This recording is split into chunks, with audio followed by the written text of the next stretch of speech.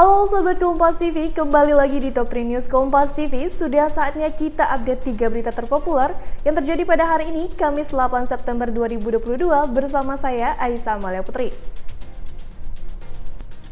Langsung saja ke berita yang pertama, Sobat Kompas TV. Tersangka pembunuhan berencana dan perintangan penyidikan pembunuhan Brigadir Yosua, Ferdy Sambo diperiksa menggunakan alat deteksi kebohongan.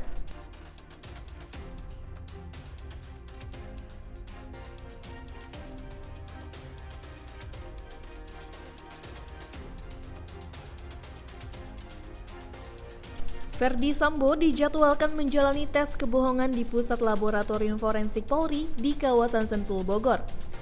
Uji kebohongan Ferdy Sambo tertunda Rabu kemarin karena harus menjalani pemeriksaan Direktorat Siber Bareskrim sebagai tersangka perintangan penyidikan.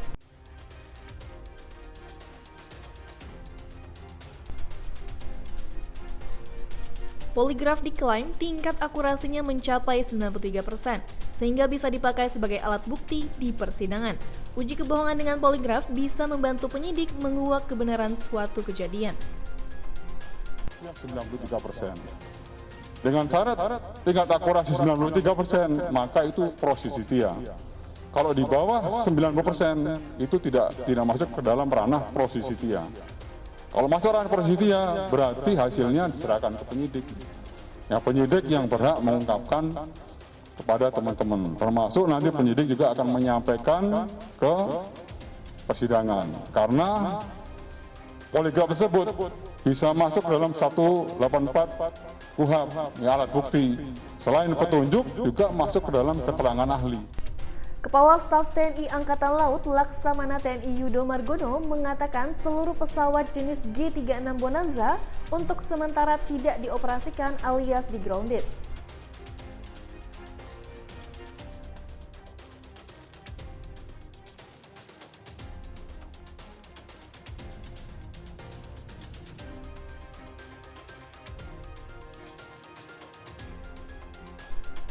Kepala Staf TNI Angkatan Laut Kasal Laksamana TNI Yudo Margono mengatakan penghentian operasional pesawat buatan Amerika Serikat itu diperlukan guna investigasi terkait kecelakaan di Selat Madura.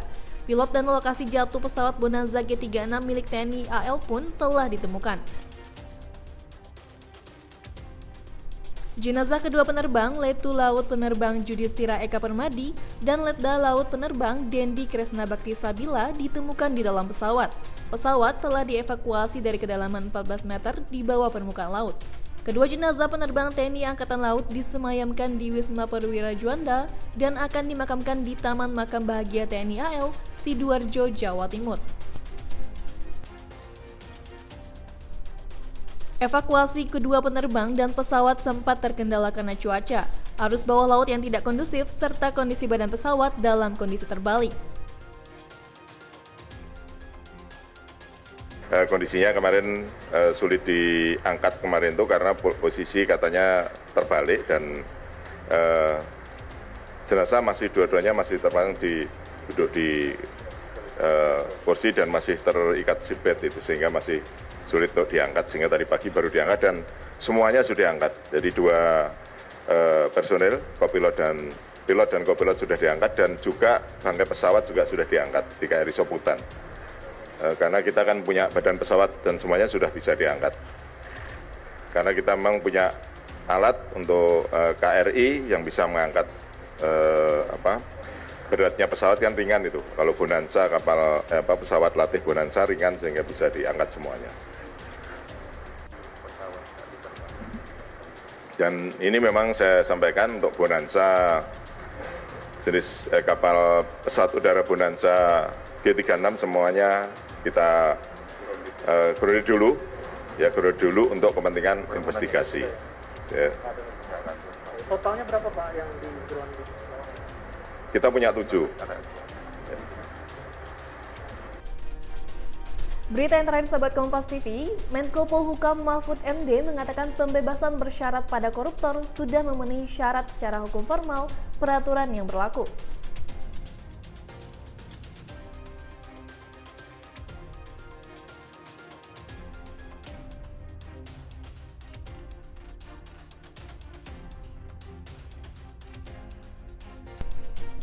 Mahfud MD menanggapi sorotan publik mengenai mekanisme pembebasan bersyarat 23 koruptor. Menurutnya, pemerintah tidak boleh ikut campur dengan urusan pembebasan itu. Termasuk dalam urusan remisi, dikurangi hukuman adalah ketentuan dari pengadilan. Mahfud menjelaskan dalam hal ini pemerintah tidak boleh ikut masuk ke urusan hakim.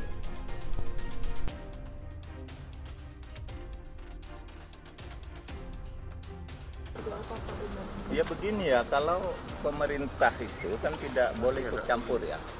Urusan pembebasan itu kan urusan pengadilan.